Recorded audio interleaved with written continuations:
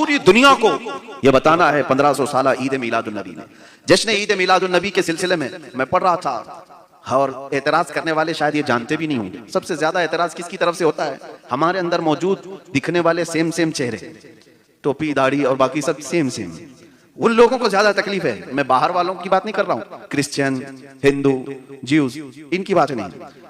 जमात के अंदर दिखने वाले सेम चेहरे, वो अपना नाम कुछ भी रखते हो, कोई भी नाम, देवबंदी, अहले हदीस, किसी भी तरह के नाम से हो, अगर उनको एतराज है, वो भी जिस इमाम को सबसे ज्यादा फॉलो करते हैं, आपको मैं बताऊं, शेख इब्ने तैमिया, किताब है इब्ने तैमिया की, इक्तिज़ाउस सिरातिल मुस्तकीम, किताब इब्ने तैमिया की है। मुझे हैरत हो रही है, इब्ने तैमिया अपनी किताब में ये लिखते हैं कि बहुत सारे मुहद्दिसीन ने मीलादुन नबी सल्लल्लाहु अलैहि वसल्लम का जिक्र किया है, और जितने मोमिनीन ये मनाते हैं, अगरचे एक नया काम है, लेकिन हुजूर की मोहब्बत की वजह से उन्हें अजर दिया जाएगा।